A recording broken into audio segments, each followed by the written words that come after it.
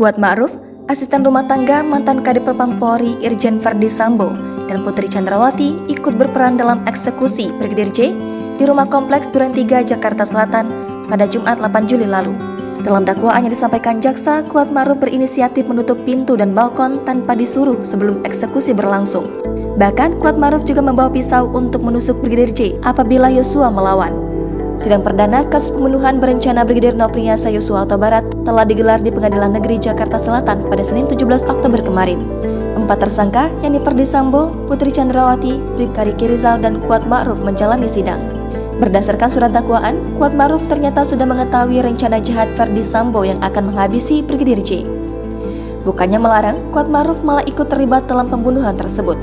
Ia menyimpan pisau di dalam tas lempangnya dengan tujuan untuk menusuk Brigadir J apabila melakukan perlawanan saat ditembak mati. Saat itu, Kuat Ma'ruf bersama Bribka Riki Rizal seharusnya kembali ke Magelang usai mengantar Putri Chandrawati ke Jakarta. Namun, Kuat Ma'ruf dan Bribka Riki Rizal justru mengikuti skenario Sambo.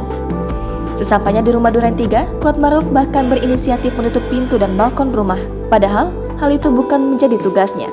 Sesampainya Verdi Sambo di rumah Duren 3, Kuat Ma'ruf diminta untuk memanggil Bribka Riki Rizal dan Brigadir J.